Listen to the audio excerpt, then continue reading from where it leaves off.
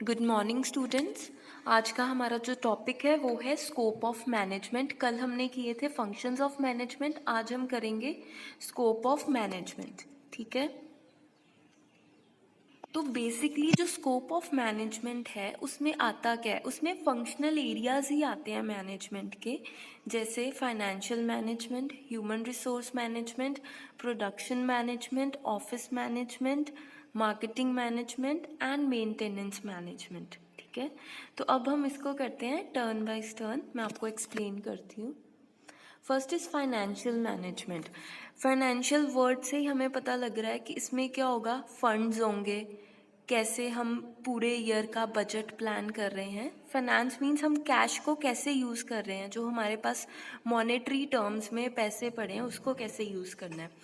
तो financial management किससे deal करती है, it deals with how funds are procured and utilised. Means हमने प्रिक्योर का मतलब होता है कैसे उन फंड्स को जनरेट किया है, फिर उन जो हमारे पास फंड्स आए हैं उनको कैसे यूज़ किया है। ठीक है, it includes the financial aspect of a business such as cost control, budgetary control, management, accounting etcetera. तो फाइनेंशियल मैनेजमेंट में क्या आएगा कि हमें इस तरीके से मैनेज करना है कि जो हमारी कॉस्ट है प्रोडक्शन की वो हमें कम पड़े, और जो भी हम पैसे स्पेंड कर रहे हैं वो हमारे बजट के अंडर ही हो, मतलब बजट से ज़्यादा ना हो।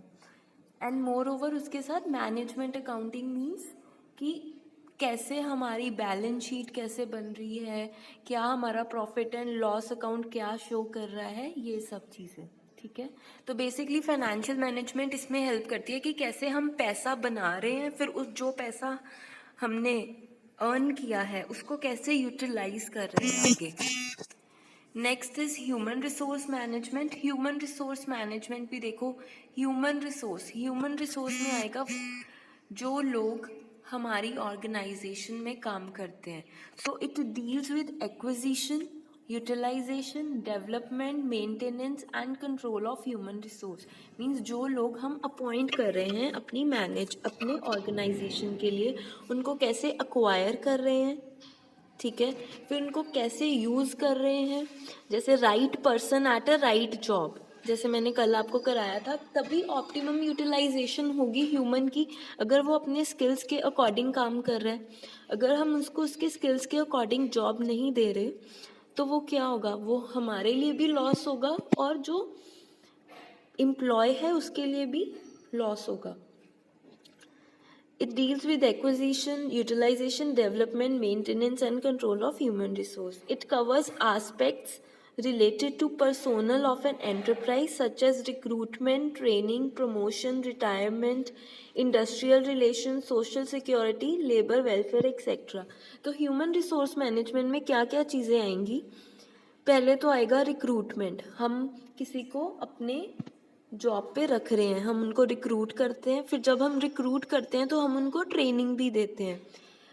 देन प्रमोशन, कोई अच्छा परफॉर्म कर रहा है उसको प्रमोट करना, या कोई खराब परफॉर्म कर रहा है उसको डिमोट करना। ठीक है, अगर किसी की एज 60 हो गई है या वो अपनी रिटायरमेंट एज पे है उसको रिटायर कर देना, ताकि जो यंग यूथ है उसको एम्प्लॉय कर सके, अनएम्प्लॉयमेंट कम होगी इससे। देन इंडस्ट्रियल रिलेशन, जैसे एम्प्लॉयर का रिलेशन अच्छा होना चाहिए, एम्प्लॉय का अच्छा होना चाहिए, ऐसे ही एम्प्लॉयर इनका भी अच्छा होना चाहिए, कन्फ्लिक्ट्स नहीं होने चाहिए। इसीलिए ह्यूमन रिसोर्स मैनेजमेंट जो HR मैनेजर्स होते हैं उनको अपॉइंट किया जाता है। वो सारी ग्रीवियंसेस हमारी सॉल्व करते हैं, अगर किसी एम्प्लॉय को प्रॉब्लम है वो सॉर्ट आउट करते हैं। देन सोशल सिक्योरिटी, अगर आपके पास अच्छी जॉब है, सैलरी है, तो आप सोशली आप सिक्योर फील करते हो। अगर आपके पास आपको टाइम टू टाइम सैलरी नहीं मिल रही, आपको अपने काम के अकॉर्डिंग वेजेस नहीं मिल रहे, तो आप सिक्योर फील नहीं करोगे। देन लेबर वेलफेयर, ये सब जो ह्यूमन रिसोर्स मैनेजर्स होते हैं ये क्यों होते हैं, ये जो लेबर है उस वो देखते हैं कि लेबर के साथ गलत तो नहीं हो रहा, उनकी ग्रीवियंसेस सारी सॉर्ट आउट हो रही हैं या नहीं। Next is production management. तो प्रोडक्शन मैनेजमेंट में क्या आएगा, It consists of production related aspects like production planning, production control, quality control and so on.